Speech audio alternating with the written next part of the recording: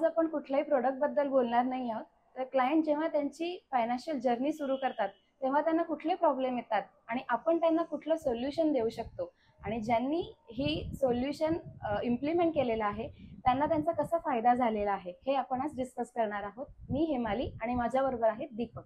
नमस्कार. तर दीपक, लोकांना माहिती आहे की फायनान्शियल प्लॅनिंग हे करायला हवंय, पण आयडियल फायनान्शियल प्लॅनिंग हे कसं असायला हवं, काय सांगशील? हेमाली, हा ना खूप छान प्रश्न आहे. कारण फायनान्शियल अवेअरनेस सगळ्यांकडे आलेले आहे, पण एक आयडियल फायनान्शियल प्लॅन काय असला पाहिजे? तर सर्वप्रथम मी माझ्या क्लायंटला सजेस्ट करतो की तुमच्याकडे टर्म इन्शुरन्स असला पाहिजे, तुमच्याकडे पर्सनल हेल्थ इन्शुरन्स असला पाहिजे.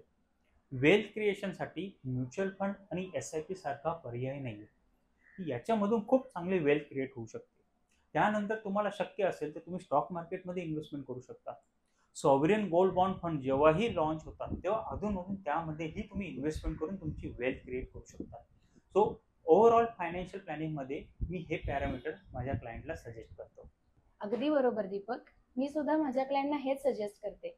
पण टर्म इन्शुरन्स बद्दल अजून तितकीशी जागरूकता नाहीये, कारण लोकांना असं वाटतंय की ह्यातून काही मला मिळणारच नाहीये, मग मी ही पॉलिसी का घेऊ.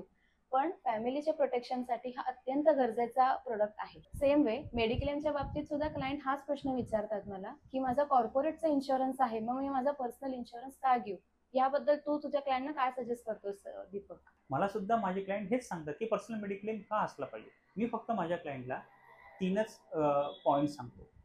तुम्ही जोपर्यंत तुमच्या त्या कंपनीमध्ये जॉब करताय तोपर्यंत तुम्हाला मेडिक्लेम कव्हर आहे. पण तुम्ही जर जॉब क्विट केला तर तुम्हाला खरोखर मेडिक्लेमचा कव्हर भेटेल का? दुसरी गोष्ट, काही क्लायंट मला असेही बोलतात की मी 60पर्यंत किंवा रिटायरमेंटपर्यंत मी ह्याच कंपनीमध्ये जॉब करणार आहे. अगदी बरोबर, माझे क्लायंट मला हेच सांगतात. बरोबर. तर या क्लायंटला मी सांगतो की तुम्हाला हे तर महत्व आहे की 60 नंतर आपल्याला काही ना काही आजार असतील. तर त्या आधीच जर मला काही आजार झालेले असतील तर मला कदाचित पर्सनल मेडिक्लेममधून ते आजार कव्हर होणार नाही, किंबहुना मेडिक्लेम भेटणार सुद्धा नाही. तर जोपर्यंत तुम्ही फिट अँड फाईन आहात तोपर्यंत तुम्ही मेडिक्लेम घ्या. तिसरी गोष्ट, मला एक सांग हेमाली, की आज साधारणतः हॉस्पिटलायझेशन झाल्यावरती खर्च किती येतोय? 8 ते 10 लाख रुपये येतो साधारण. बरोबर. आणि तुमच्या कंपनीचा मेडिक्लेम हा किती लाखाचा असतो? 2 ते 3 लाख. 2 ते 3 लाख, ते पण पूर्ण फॅमिलीचा. तर मला सांगा की हे 2 ते 3 लाख आज सफिशियंट आहे का? जोपर्यंत मला लहान मोठे आजार आहेत तोपर्यंत ओके.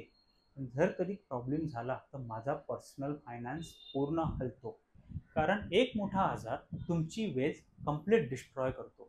सो तुमची जर वेल्थ मला क्रिएट करायची असेल ना, तर सर्वप्रथम मी माझ्या क्लायंटला सांगतो की तुमच्याकडे सफिशियंट मेडिक्लेम असला पाहिजे आणि त्यावेळेलाच आपण वेल्थ क्रिएशन प्रॉपर वेने करू शकतो. आता हे सगळं ऐकल्यानंतर माझे क्लायंट सुद्धा नक्कीच मेडिक्लेम साठी तयार होतील. आता बोलता बोलता वेल्थ क्रिएशन बद्दल तू बोललास, तर वेल्थ क्रिएशन बद्दल तू क्लायंटना काय सजेस्ट करतोस? हिमाली, मी ना माझ्या क्लायंटला ना वेल्थ क्रिएशनसाठी एकच सांगतो की म्युच्युअल फंड आणि SIP is the best option. आता तर लोक स्टॉक मार्केटच्या मागे जास्ती पळत आहेत, पण तरी तू त्यांना म्युच्युअल फंडच सांगशील? सो बेसिकली हेमाली, मी एक सांगेल की म्युच्युअल फंडचा पैसा पण स्टॉक मार्केटमध्येच जातो. व्यक्तीला मिडल क्लासपासून अप्पर क्लासमध्ये नेण्याची ताकद ही स्टॉक मार्केट किंवा म्युच्युअल फंडमध्ये आहे. पण म्युच्युअल फंडच का? तर ना, माझ्याकडचा बराच क्लायंट बेस आहे ना, हा सॅलरीड आहे किंवा तो कुठल्या ना कुठल्या गोष्टीमध्ये एंगेज आहे. त्यांना नेहमी स्टॉक मार्केटकडे लक्ष द्यायला वेळ नाही आहे.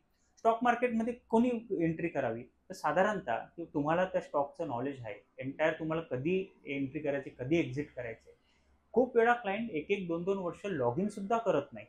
सो अशाने तुमची वेल्थ क्रिएट होणार नाही. पण म्युच्युअल फंडमध्ये तुम्ही सिस्टमॅटिक वेने प्रत्येक महिन्याला SIP थ्रू इन्व्हेस्ट करत राहिले तर रुपी ॲव्हरेजिंगचा बेनिफिट भेटतो आणि तुमची वेल्थ क्रिएट होते. दुसरी गोष्ट, मला जर 2,000 किंवा 3,000 रुपये टाकायचे किंवा 1 लाख रुपये टाकायचे तर मी स्टॉक मार्केटमध्ये सहज टाकतो. पण मला जेव्हा 25 लाख 50 लाख रुपये टाकायचे आहेत ना, तर त्यावेळेला कदाचित मी एक्सपर्टचंच ओपिनियन घेतो. म्हणून लोक जास्त कम्फर्टेबल आहे मोठ्या अमाऊंटने म्युच्युअल फंडमध्ये. सो म्युच्युअल फंडमध्ये लॉंग टर्मला वेल्थ खरोखर चांगली क्रिएट होते आणि म्हणून मी माझ्या क्लायंटला म्युच्युअल फंडच हा पर्याय देतो. मला ह्याच्यातलं एक वाक्य खूप आवडलं की म्युच्युअल फंडमुळे लोकांचा क्लास चेंज होत आहेत आणि लोक रिच होत आहेत. हे मी माझ्या क्लायंटच्या बाबतीत सुद्धा बघते. पण क्लायंट असाही विचार करतोय की माझी इन्व्हेस्टमेंट मीच करतो ना, मला डिस्ट्रीब्युटरची काय गरज आहे. हे मला याच्यावरती एक गोष्ट सांग की गॉड ऑफ क्रिकेट कोण? सचिन. मला सांग की सचिनने शेवटपर्यंत कोणाला ना कोणाला कोच ठेवले, त्यांच्या अंडर ट्रेनिंग केली. आज ते गॉड झाले म्हणून असा विचार केलाय का की मला ट्रेनरची गरजच नाही किंवा कोचची गरज नाही? तुम्ही जिममध्ये जातात, जिममध्ये आपण स्वतःही एक्सरसाइज करू शकतो, पण जर ट्रेनर असेल तर माझी एक्सरसाइज नेक्स्ट लेवलला असते. त्याच प्रकारे जर तुमच्याकडे प्रॉपर पर्सन असेल की जो तुमच्या फायनान्सची काळजी घेतोय, तर तो तुम्हाला प्रॉपर गायडन्स देऊन तुमच्या रिस्क ॲपेटाईटनुसार तुमचा पोर्टफोलिओ बनवू शकतो. 4,500 फंड्स अवेलेबल आहेत, त्याच्यापैकी तुम्ही फक्त 5 किंवा 6 फंडमध्ये इन्व्हेस्टमेंट करणार. कोणते फंड सिलेक्ट करणार? तुम्ही फक्त रँक बेसने चूज करणार, पण डिस्ट्रीब्युटर हा तुमच्या रिस्क ॲपेटाईटनुसार चूज करतो. म्हणून 1% वाचवण्यापेक्षा आपल्याला एक प्रॉपर वेन पोर्टफोलिओ क्रिएट करायचा आहे. आणि दुसरी गोष्ट, तो पोर्टफोलिओ हा कंटिन्यू इन्क्रीज करत जायचा आहे की ज्याची काळजी डिस्ट्रीब्युटर स्वतः घेतो. आता हे सगळ्यांनाच पटलं असेल की एक्सपर्ट ओपिनियननी आपलं वेल्थ खूप छान तयार होऊ शकतं. वेल्थ क्रिएशनची जर्नी सुरू होते जॉब पासून, पण जॉबला लागल्यानंतर प्रत्येकाचं असतं की माझं पहिले घर झालं पाहिजे. सोशल मीडियातनं सुद्धा हेच सांगण्यात येते आणि आपण सुद्धा हेच सांगतो की प्रॉपर्टी ही इन्व्हेस्टमेंट नाहीये. तर तू ह्याच्याबद्दल काय सजेस्ट करतोस? हे बघ हेमाली, याच्यावरती ना प्रत्येकाचा पॉईंट ऑफ व्ह्यू डिफरंट असेल. मी ना माझा पॉईंट ऑफ व्ह्यू सांगतो. सर्वात पहिली गोष्ट, पहिलं घर झालंच पाहिजे. पहिलं घर जेव्हा होतं ना, तेव्हा माणसाचा कॉन्फिडन्स, आत्मविश्वास हा नेक्स्ट लेवलला असतं. माझं काहीतरी आहे, पण ते करत असताना पहिल्या पगारातूनच झालं पाहिजे का? तर मी याच्यासाठी नाही सांगतो की तुमच्याकडे एक सफिशियंट कॉर्पस उभा करा आणि त्यानंतर तुम्ही घर घ्यायचं प्लॅन करा. आज लोक काय करतायत की सगळ्यांकडून हेल्प घेत आहेत की मला घर घ्यायचं आहे, मामाकडून, काकाकडून, मित्रांकडून पैसे जमा करून ते घर घेत आहेत आणि पुढचे 5 ते 7 वर्ष त्यांना रिपे करतायत. सो 2 किंवा 3 वर्ष लेट होऊ द्या घर, काहीच प्रॉब्लेम नाही. तुम्ही 3 वर्ष 4 वर्ष होल्ड करा, एक सफिशियंट कॉर्पस बनवा आणि मग तुम्ही तुमचं पहिल्या घराचं प्लॅनिंग करा. मी कित्येक क्लायंटचं ह्या पद्धतीनेच घरं करून दिलेली आहे. म्हणजे घर घेण्यात तुझा विरोध नाहीये? येस, पण प्रॉपर प्लॅनिंगने घर केलं पाहिजे, हा माझा अट्टहास आहे. आता हे झालं पहिल्या घराबद्दल, पण लोक इन्व्हेस्टमेंट म्हणून मल्टिपल घरं घेतात, तर त्याबद्दल तुझं काय सजेशन असेल त्यांना? हे बघ हिमाली, मल्टिपल घरासाठी माझं स्पष्ट नकार आहे. पहिलं घर झालंच पाहिजे, पण फक्त इन्व्हेस्टमेंट म्हणून प्रॉपर्टीमध्ये मल्टिपल घरं घेण्यामध्ये जर आपण फक्त इन्व्हेस्ट करत जातो तर ते लॉजिकल नाही आणि फायनान्शियली ते करेक्ट पण नाही. लेट्स आपण एक एक्झाम्पल घेऊया. 1 करोडचं तुम्ही घर घेताय. 1 करोडच्या घरावरती तुम्हाला रेंट किती येतोय?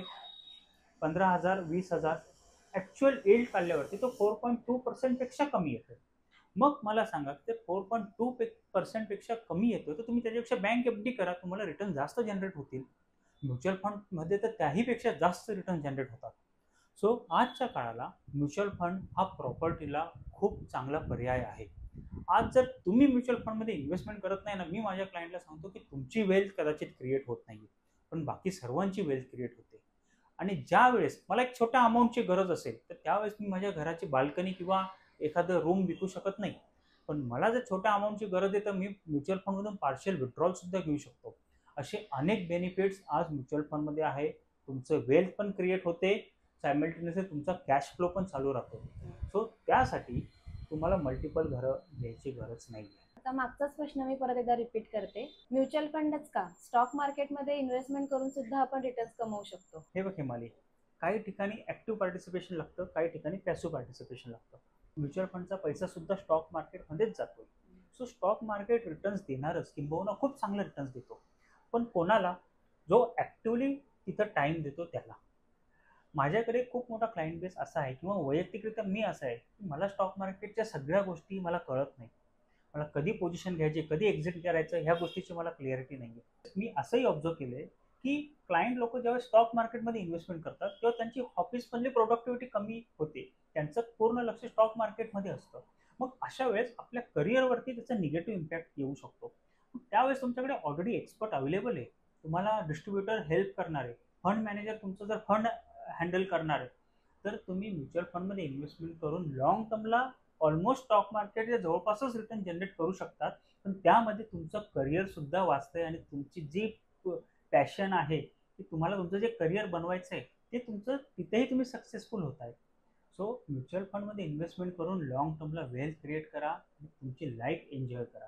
बरोबर बोललास. आत्ताच्या जनरेशनला हे चूज करणं गरजेचं आहे की त्यांना त्यांचा पूर्ण वेळ स्टॉक मार्केटमध्ये द्यायचा आहे की त्यांना जॉब सुद्धा सांभाळायचा आहे. हिमाली, मी एक गोष्ट ऑब्झर्व केली की आजचं जनरेशन आहे ना, हे त्यांच्या इन्व्हेस्टमेंटपेक्षा मुलांच्या एज्युकेशनच्या इन्व्हेस्टमेंटमध्ये जास्त इंटरेस्टेड आहे. त्यासाठी ते बऱ्याचदा ना कुठले ना कुठले इन्शुरन्स प्रोडक्ट पण घेतात. तू तुझ्या क्लायंटला कुठले प्रोडक्ट सजेस्ट करते? मला सांग, चाइल्ड एज्युकेशन पॉलिसीमधनं किती रिटर्न्स मिळत असतील? माझ्या अंदाजाप्रमाणे 6 ते 7% जास्ती नाही मिळत आहेत.